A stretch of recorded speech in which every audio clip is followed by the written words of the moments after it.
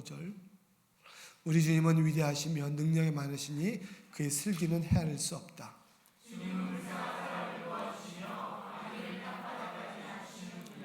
주님께 감사의 노래 불러드려라. 우리의 하나님께 수금을 타면서 노래 불러드려라.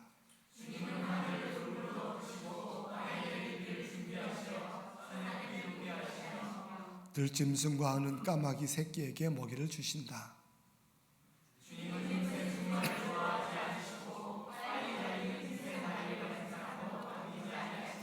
주님은 오직 당신을 경외하는 사람과 당신의 한결같은 사랑을 기다리는 사람을 좋아하신다.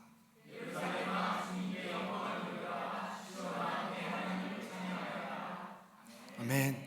우리 민목사 나오실 때 큰 박수로 할렐루야. 감사합니다.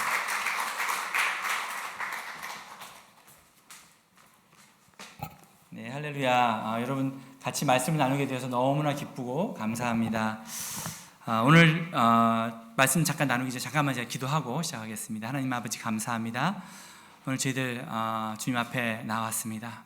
공고한 마음으로, 때로는 걱정과 근심으로 쌓인 마음으로 나왔을지라도 말씀으로 위로하여 주시고 말씀으로 저희 영혼을 새롭게 하여 주시옵소서. 말씀으로 회복시켜 주실 것 믿고 감사드리며 예수님의 이름으로 기도합나이다. 아멘.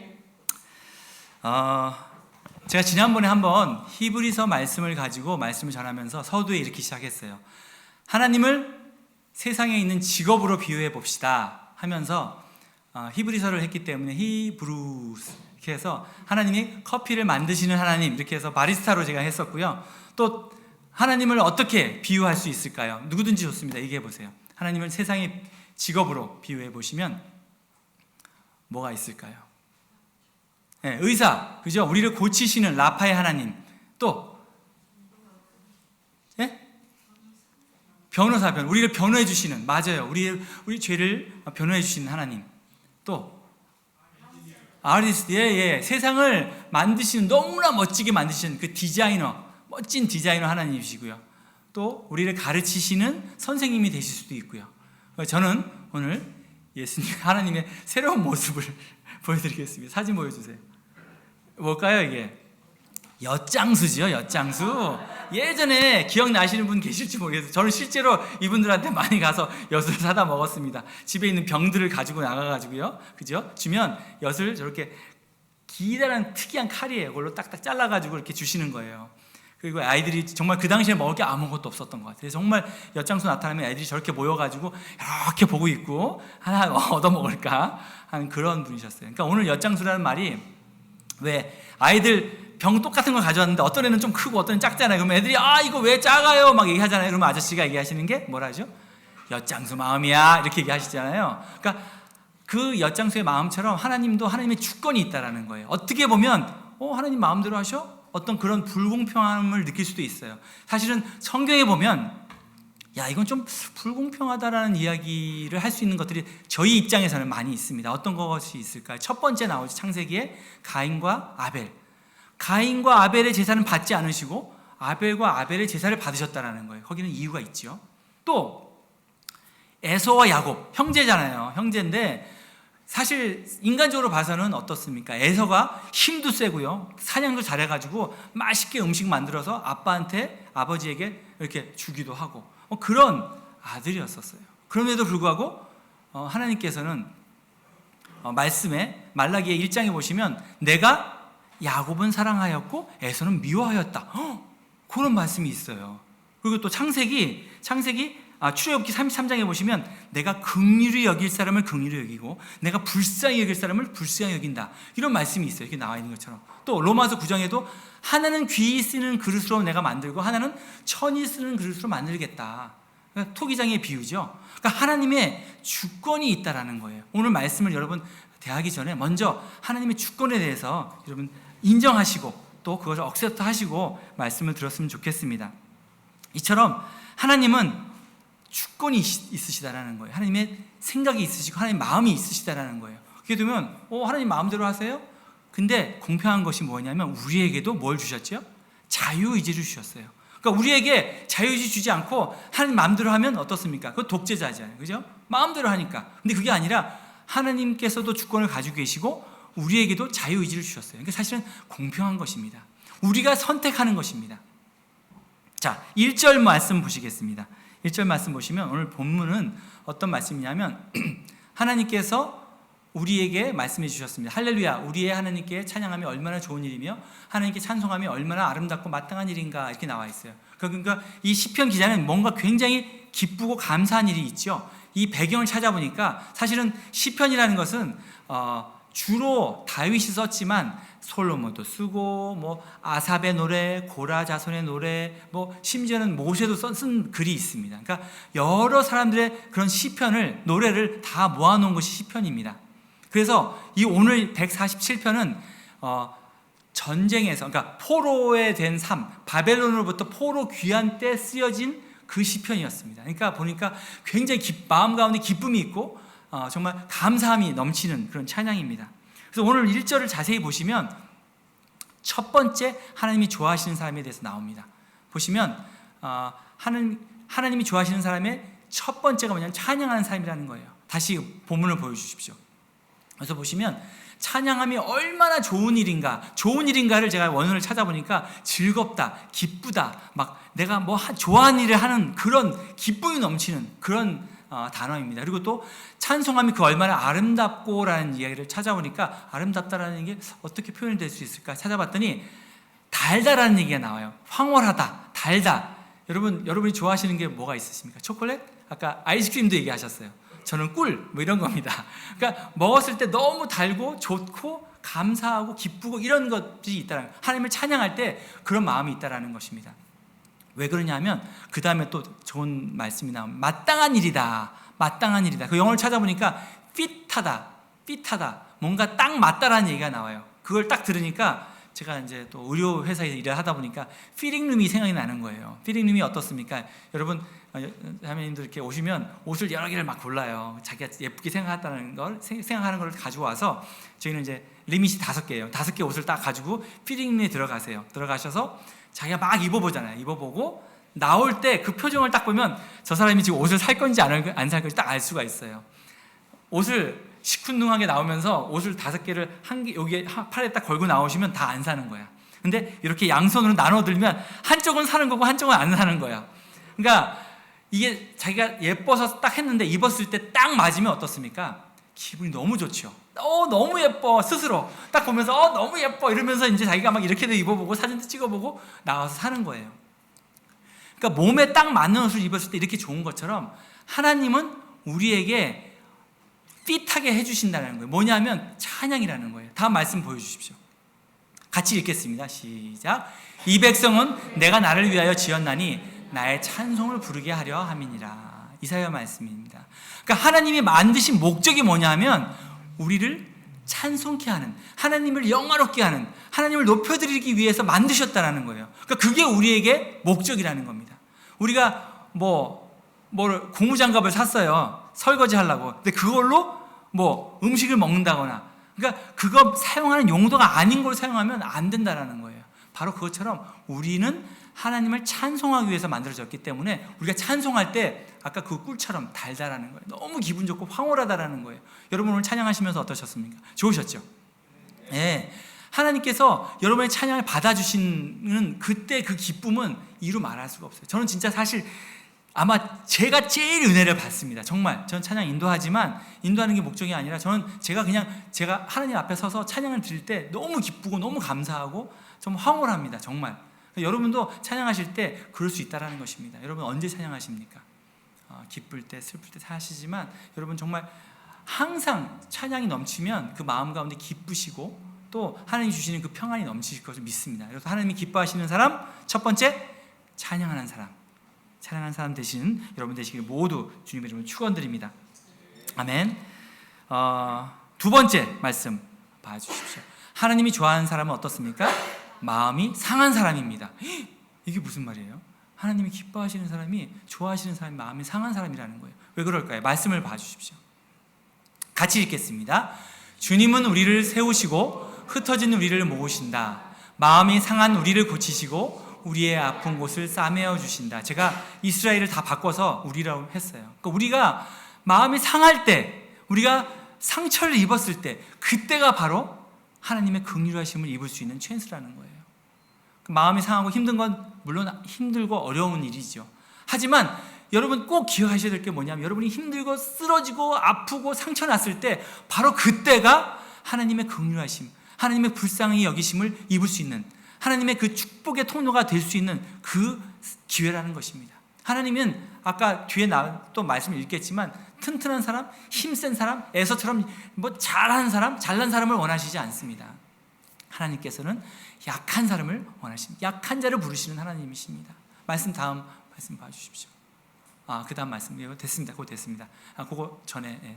그래서 하나님께서는 그렇게 약한 사람, 암울한 시대를 살고 있는 우리에게 다가오신다는 것입니다. 여러분, 상처받은 마음 어디서 위로를 받으실 수 있습니까? 여러분, 남편? 아내? 상처를 이렇게 치유를 잘 받으십니까? 쉽지 않지요. 예. 우리는 그 상처의 깊은 아픈 곳은 우리 예수님밖에 없다라는 것입니다. 우리가 상처 때문에 아파하고 힘들어할 때 어떻습니까? 예수님이 잘 오셔서 우리를 안아주시면서 나도 알아. 나도 십자가에 못 박혔잖아. 나도 그 십자가에 못 박혀서 그 당한 모든 채찍과 조롱과 멸시 알아. 그러니까 조금만 기다리자. 내가 조금만 더 기다리고 나에게 더 가까이 와. 나에게 정말 더 가까이 오면 내가 하나님의 때의 방법대로 너의 아픔을 씻어줄 거야. 이렇게 말씀해 주시는 여러분, 그 예수님의 은혜가 아니고서는 우리가 이 상처를 씻음 받기가 어렵다라는 것입니다. 십자가에 달리신 예수님을 늘 생각하시면서 여러분, 이 어려움들을 이겨나가신 여러분 되시기를 주님 이름으로 다시 한번 축원드립니다. 예, 다음 4절 5절 말씀 보시겠습니다. 같이 읽겠습니다. 별들의 수요를 헤아리시고 그 하나하나의 이름을 붙여주신다. 우리 주님은 위대하시며 능력이 많으시니 그 슬기는 헤아릴 수 없도다. 아멘. 우리 하나님이 이렇게 위대하신 분이시라는 거예요. 우리가 하나님께 나아가야 되는, 하나님의 정말 그 좋아하심이 되는 사람이 되어야 되는 이유가 뭐냐면 바로 이렇게 능력이 있으신 분이시라는 것입니다. 별들도 너무나 많은데 그 이름 하나하나를 지었다는 거예요. 많은 사람들이 이야기합니다. 자기는 하나님 믿겠다, 하나님 살아계신 분을 믿겠는데 성경을 믿을 수가 없다. 왜냐하면 아니 어떻게 처녀가 아기를 낳냐, 말도 안 된다. 어떻게 물고기 2마리로 2마리와 빵 5개로 5,000명이 먹어? 말도 안 돼. 바다를 어떻게 걸어가니? 말도 안 된다고 얘기하십니다. 저는 그렇게 얘기해요. 아니 하나님 믿는다고 하셨잖아요. 세상을 창조하시는 하나님이 믿는다고 하셨잖아요. 근데 세상을 창조하신 하나님이 무리를 못 걷는다? 말이 안 되잖아요. 2,000명, 5,000명, 10,000명 못 먹이신다? 이게 말이 안 되지 않습니까? 이렇게 얘기하고 싶어요. 그렇게 얘기하면 또 당황하시겠지만, 그러니까 세상을 창조하신 하나님이, 그 능력이 많으신 하나님이 왜 처녀를 잉태하게 못하시? 그게 못하시면 이상하시다는 의미입니다. 그래서 그런 마음을 가지고 여러분 전도하시고 또 담대히 말씀하셨으면 좋겠습니다. 우리 하나님은 이렇게 능력이 있으신 분이십니다. 그 능력이 많으신 분이 6절 말씀, 주님은 불쌍한 사람을 도와주시며, 아까 같은 맥락이죠. 상한 마음이 상하고 연약하고 이런 사람들을 불쌍히 여기신다라는 것입니다. 다시 한번 말씀드립니다. 여러분 지금 쓰러지셨습니까? 여러분 삶 가운데 마음이 상하고 어려운 일이 있으십니까? 하나님께서 도와주신다라는 거예요. 어떤 사람에게? 불쌍한 사람, 긍휼함을 입을 수 있는 사람을 도와주신다라는 것입니다. 하나님께서 나를 불쌍히 여겨달라고 기도하시는 여러분 되시기를, 그래서 하나님께 나아가는 여러분 되시기를 부탁드리겠습니다. 여기서 제가 지난주에 있었던 황당한 이야기를 하지 않을 수가 없습니다. 제 삶은 정말 저의 부족함 때문에 너무너무 이상한 일들이 많이 생깁니다. 이상한 일이 아니죠. 당연한 일이죠. 제가 지난주에는 토요일 날 저희 교회 회사분 중에 아들이 돌아가셔 사고로 인해서 생명을 잃어버려서 좀 안타까운 일로 장례식을 갔습니다. 장례식 가서 이제 입관 예배를 드리고 하관 예배를 드리지 않습니까? 그러면 이제 입관 예배 드리고 나서 하관 예배 장지까지 이렇게 차를 타고 같이 가잖아요. 근데 그때 비상등을 켜게 돼 있습니다.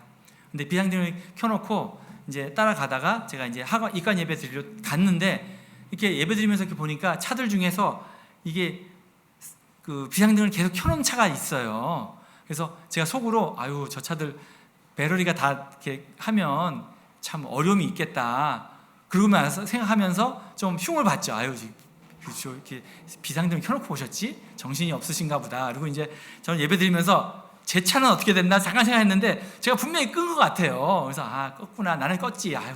그러면서 예배를 한 3-40분을 잘 드리고 이제 차를 향해서 걸어가는데 제 차에 양쪽에 희미한 불빛이 깜빡깜빡하고 있는 거예요. 이미 배터리가 다 나가가지고 이미 그렇게 된 상태예요. 제 차는 전기차여서 배터리가 나가면 모든 차가 기능이 다 셧다운이 돼버린 상태입니다.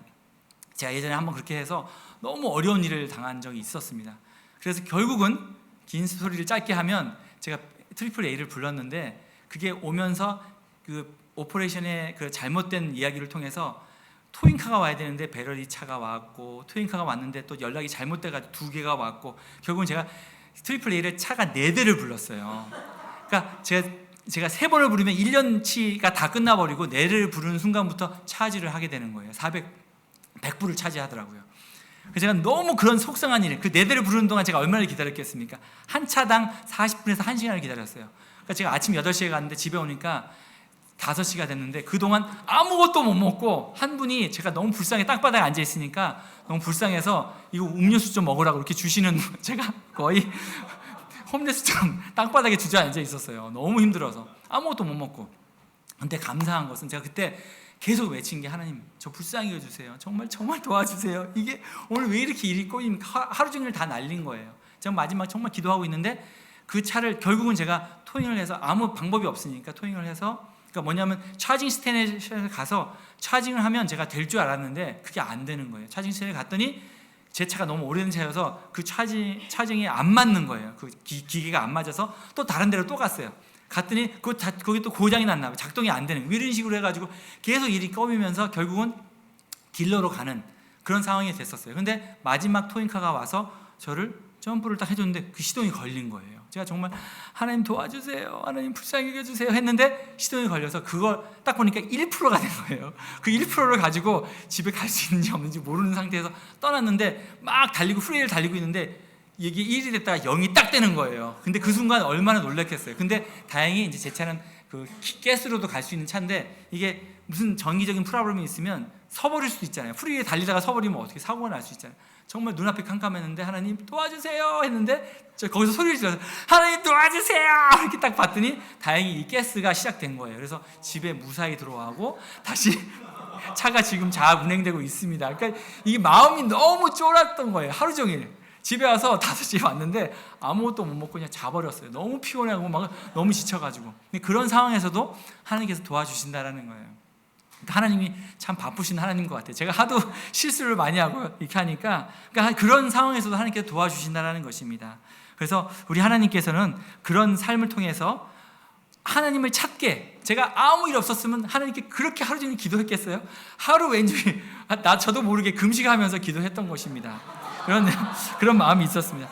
자, 누가복음 5장 말씀 같이 읽겠습니다. 예수께서 그들에게 대답하셨다. 건강한 사람에게는 의사가 필요하지 않으나 병든 사람에게는 필요하다. 어떻습니까? 여러분 건강하실래요? 약간 병이 들어서 하나님을 찾으시겠습니까? 건강한 사람들은 하나님 필요 없다라는 거예요. 건강한 사람들은 그냥 하나님 없이 살아보니까 별일 없네, 별거 아니네, 이렇게 할 수 있다라는 거예요. 하지만 우리가 힘들 때, 어려울 때, 우리가 쓰러졌을 때 하나님을 찾으면 하나님의 일하심을 볼 수 있다라는 것입니다. 고난의 구름이 다가옵니다. 세상에 살면서 너무나 화창한 날만 있다가 어느 날 갑자기 깜깜하게 보이지 않는 상황이 됩니다. 어떻습니까? 고난의 구름이 찬 거예요.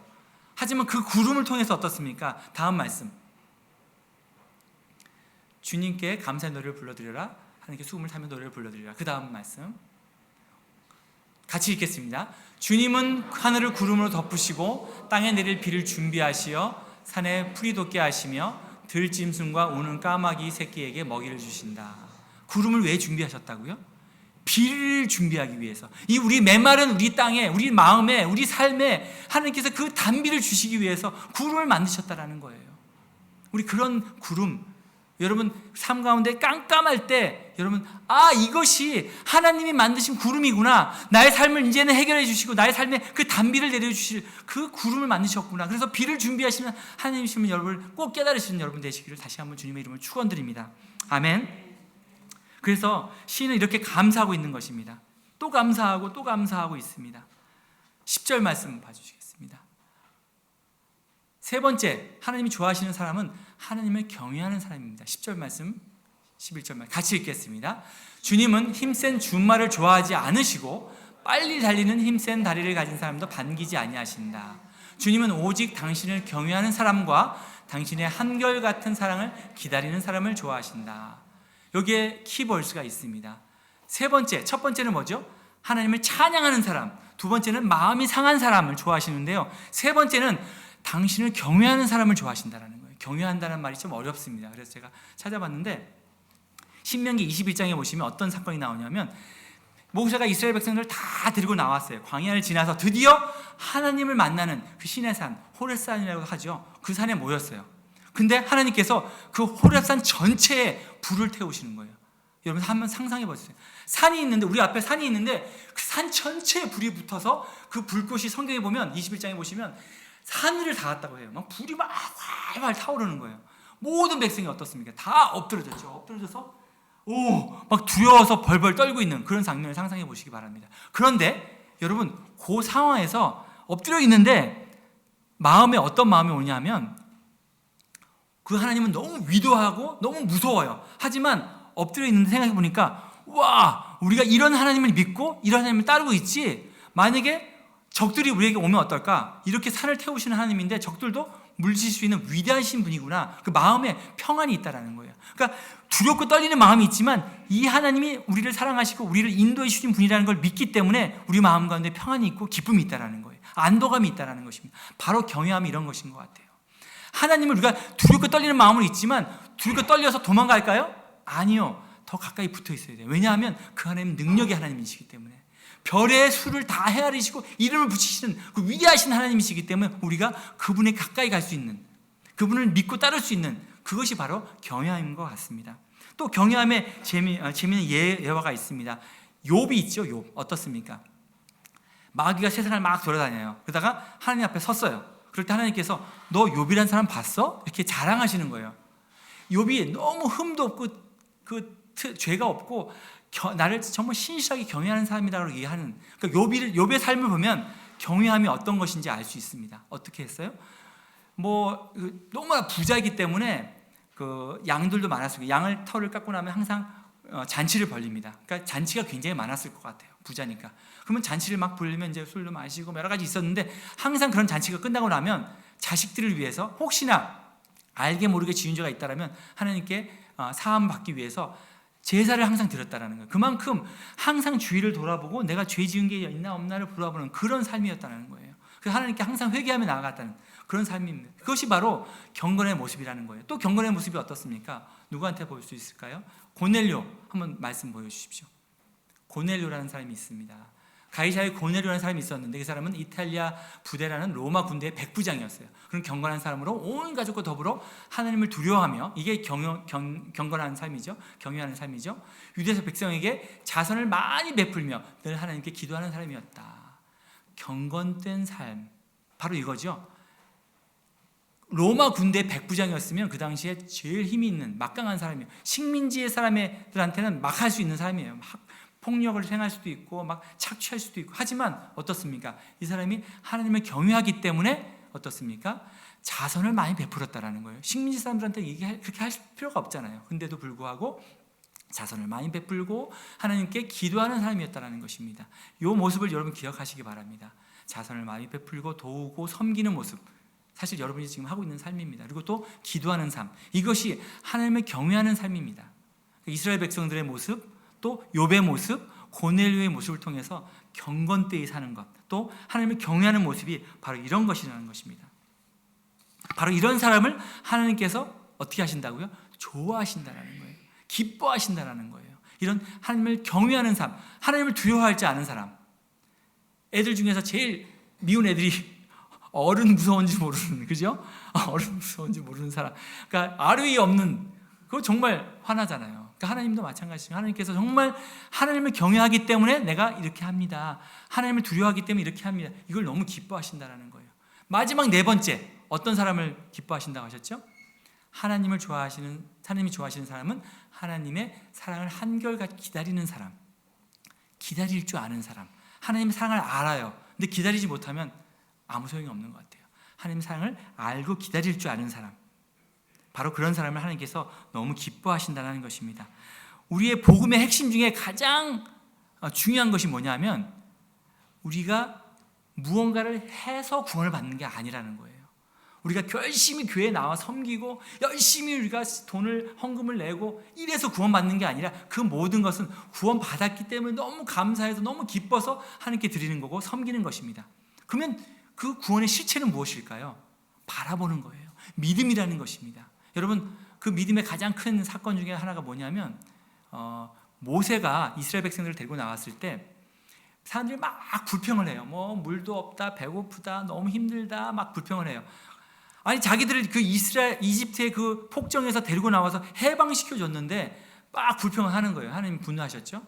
불뱀을 보내요. 뱀을 광야에 보내서 사람들 다 물어서 막 죽게 되고 있습니다.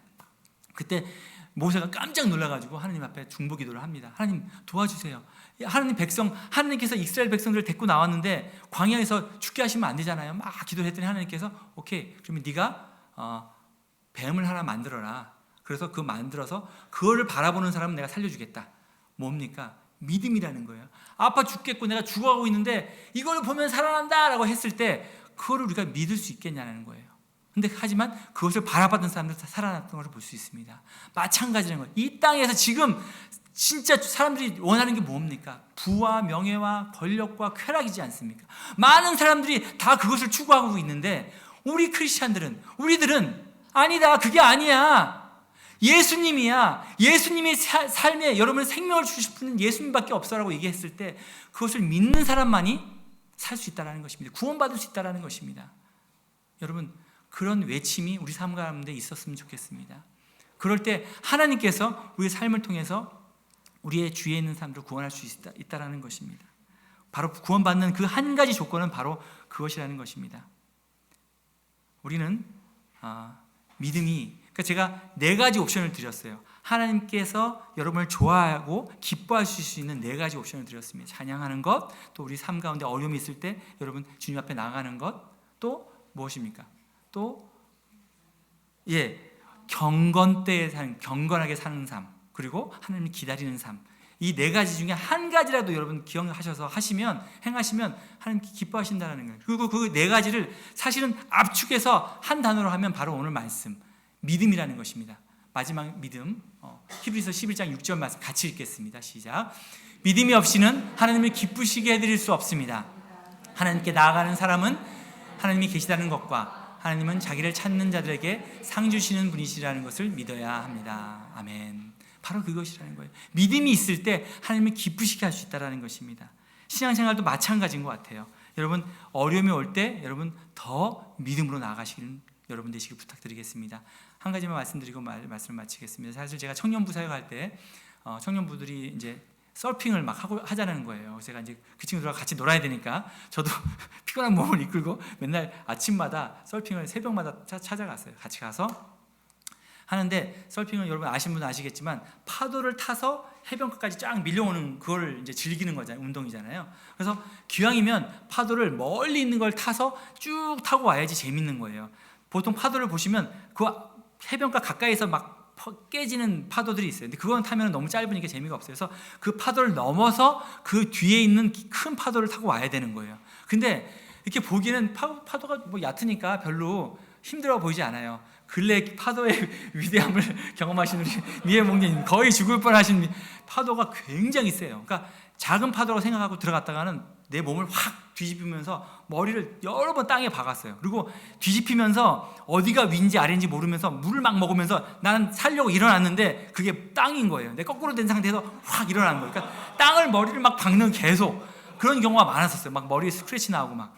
그러니까 그거를 넘어가는 게 너무 힘든 거예요. 그래서 더군다나 이 보드가 물에 뜨기 때문에 그 보드를 들고 넘어가려면 계속 넘어지고 보드 날아가고 난리가 나는 거예요. 근데 방법을 물어보니까 파도가 이렇게 올 때 그 파도를 넘으려고 타는 것이 아니라 바다 밑으로 이 보드를 몸에 붙인 다음에 밑으로 쑥 들어가면 그 밑에는 잔잔하잖아요. 파도가 없다라는 거예요. 그래서 쑥 들어가서 넘어가서 그 뒤에 있는 큰 파도를 탄다라는 거예요. 그걸 보면서 오늘 말씀 읽으면서 생각이 났어요.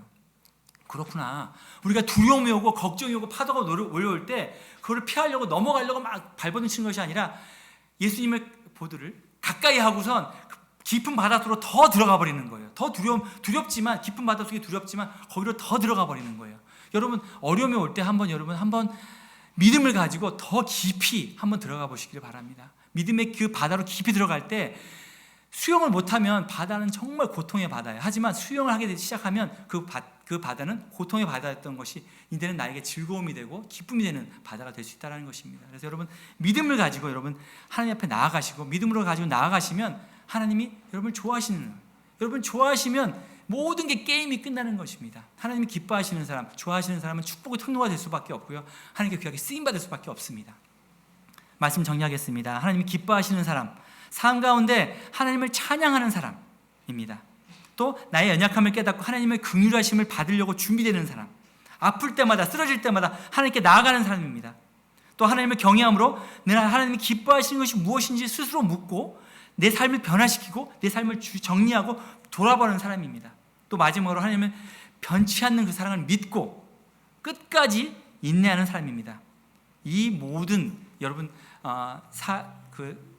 사실을 가지고 여러분 기억하시고 결단하며 사시는 여러분 되시기를 주님으로 축원드립니다. 기도하시겠습니다. 하나님 아버지, 오늘 말씀을 통해서 우리에게 하나님을 더 가까이 하게 하심을 감사합니다. 날마다 하나님을 알아가며 저에게 축복이 되고 기쁨이 됨을 압니다. 위대하신 하나님을 날마다 찬양하게 하여 주시옵소서. 우리의 연약함을 깨닫고 하나님의 긍휼의 여기심을 구하게 하여 주시옵소서. 가정에서나 직장에서나 어느 곳에서도 늘 하나님을 두렵고 떨림으로 동행하게 하시고 경외하게 하여 주시옵소서. 그리고 하나님의 변치 않는 사랑 늘 기대하며 기도하며 닥친 어려움 가운데서도 믿음으로 하나님만 바라보게 하여 주시옵소서. 이 결단 위에 성령의 도우심으로 끝까지 승리하게 하여 주시옵소서. 귀하신 예수님의 이름으로 기도합나이다. 아멘.